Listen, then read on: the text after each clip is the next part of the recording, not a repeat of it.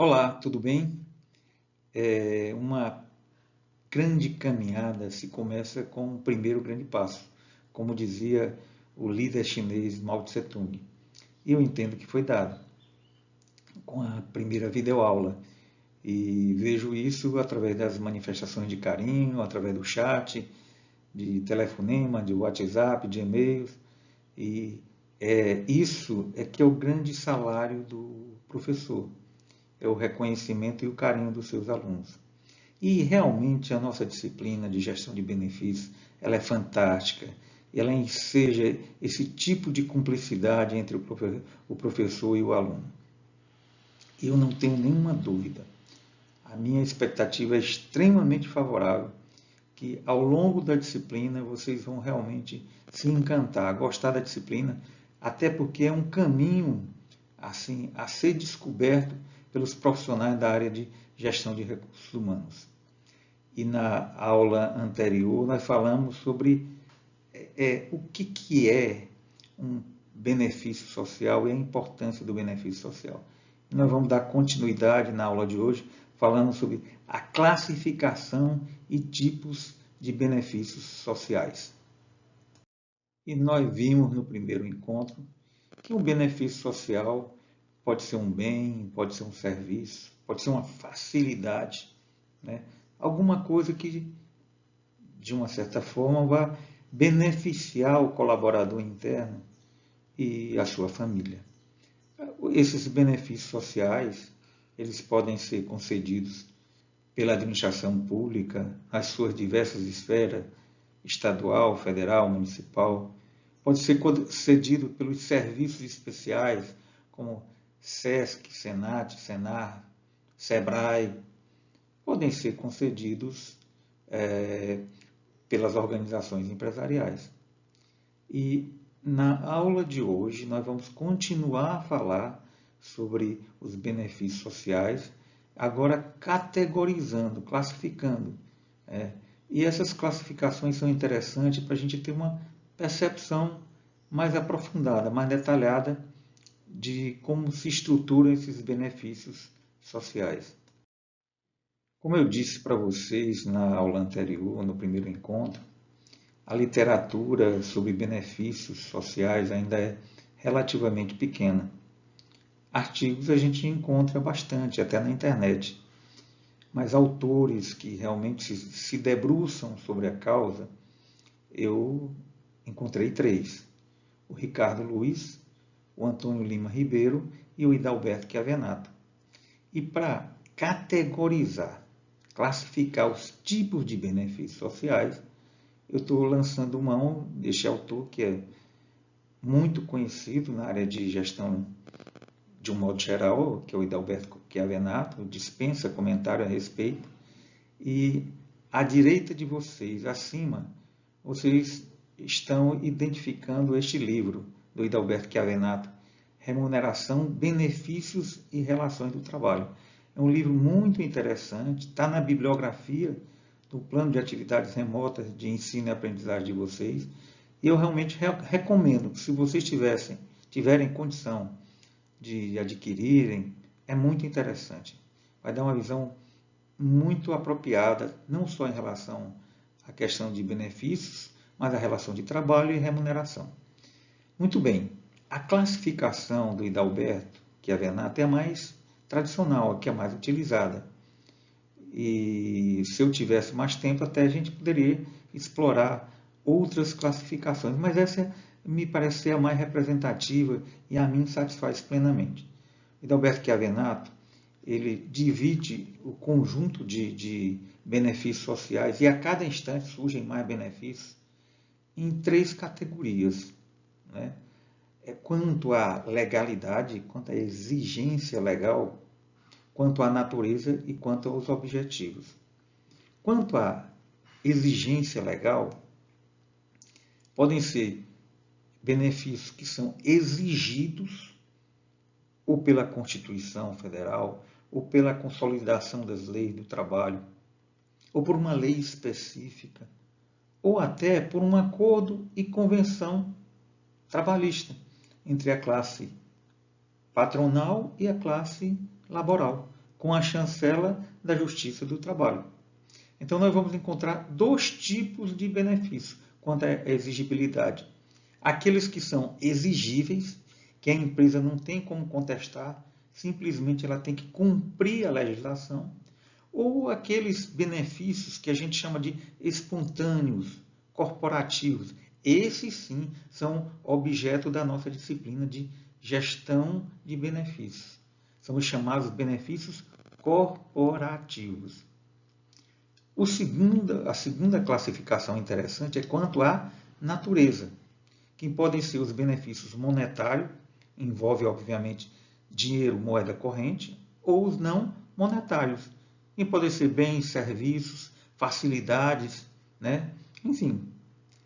E o terceiro tipo de classificação, que é quanto aos objetivos. Os benefícios podem ser assistenciais, normalmente voltado para o bem-estar da família e dos colaboradores, recreativos, ou ainda os supletivos. E nós vamos nos aprofundar e detalhar e exemplificar a partir de agora. Então, em relação à primeira classificação, quanto à exigibilidade, né, da lei, Constituição Federal, constituições estaduais, leis específicas em relação àquele benefício, a consolidação das leis do trabalho ou os acordos e convenções coletivas de trabalho. Então, nós vamos ter esses dois tipos, os que são legais do ponto de vista de serem exigidos pela legislação. A empresa não pode se furtar a conceder esses benefícios. E os benefícios que são espontâneos, a livre liberalidade. A empresa, ela mesma, decide oferecer aos colaboradores com o objetivo, obviamente, de melhorar a qualidade de vida, bem-estar e também criar uma relação de intimidade, de aproximação, de fazer com que, a partir dessa situação, os colaboradores estejam mais engajados, se tornem mais produtivos e ofereçam o melhor para as organizações empresariais. Muito bem. Quanto à legalidade, nós vamos dar alguns exemplos. Por exemplo, férias remuneradas.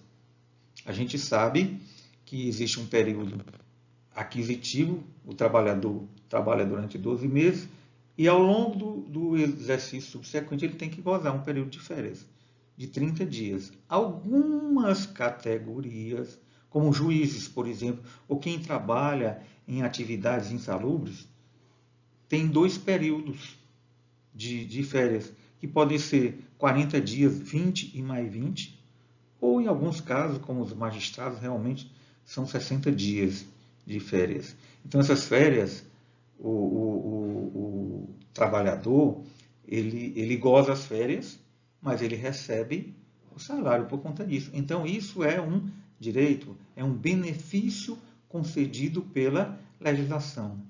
13º salário. Né? O trabalhador trabalha 12 meses, mas ele recebe um 13º salário.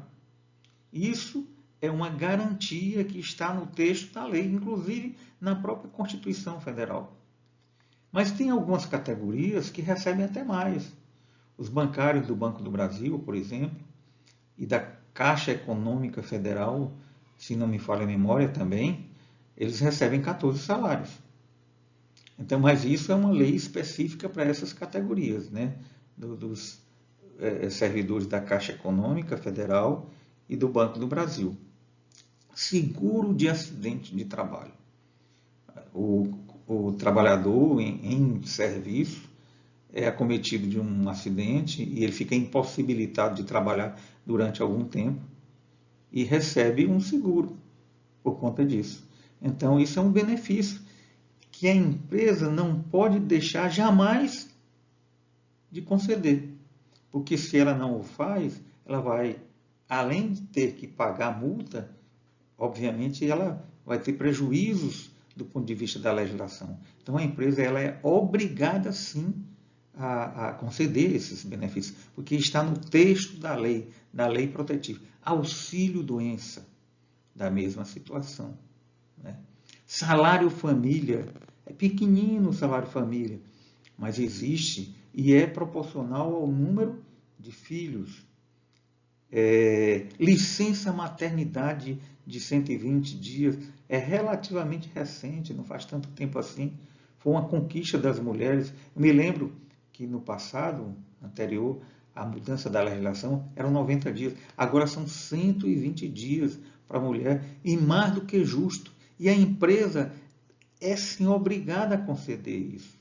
Ela não tem a liberdade de sequer negociar.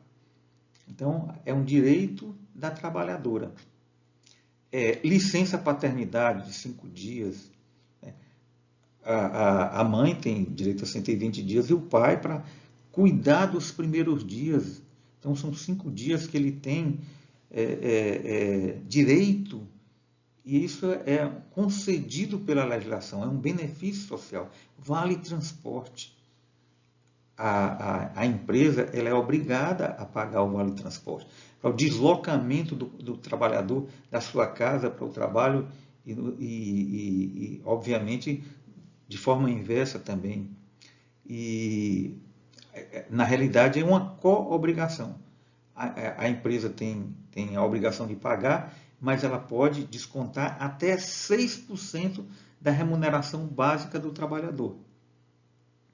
Obviamente que se a empresa oferece gasolina ou se ela dá um transporte próprio, aí ela não tem mais essa obrigação. Enfim, todos esses benefícios que eu falei agora são exigidos pela legislação. E a empresa não pode se furtar a conceder e sequer discutir.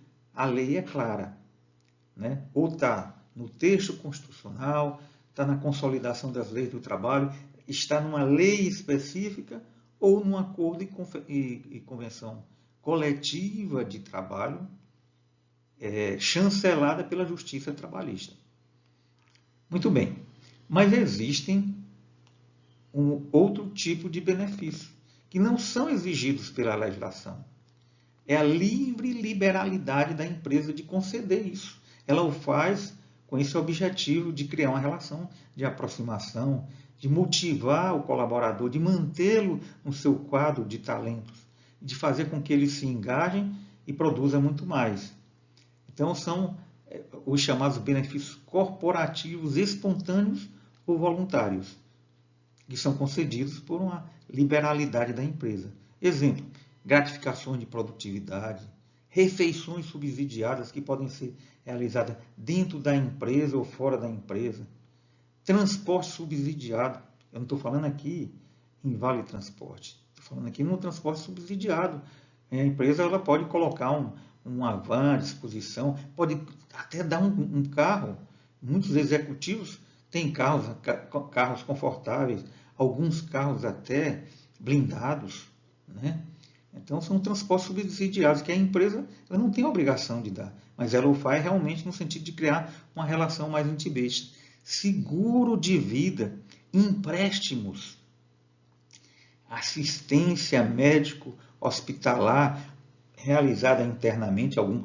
Muitas empresas, grandes corporações, têm unidade de saúde dentro, né, um posto de primeiro socorro, de pronto atendimento, e convênios, né, com essas seguradoras mais tradicionais, como Unimed, Amil e tantas outras aí. Complementação de aposentadoria, isso é muito importante, a complementação de aposentadoria, principalmente com a reforma trabalhista e previdenciária recente, que estabelece um teto de R$6.000 atualmente. Então, um executivo que ganha R$30.000, ele se aposenta com R$6.000. E a empresa faz uma complementação. Estacionamento. Em cidades como São Paulo, e nos grandes centros, o custo do estacionamento é muito elevado. Academias de ginástica, clubes sociais.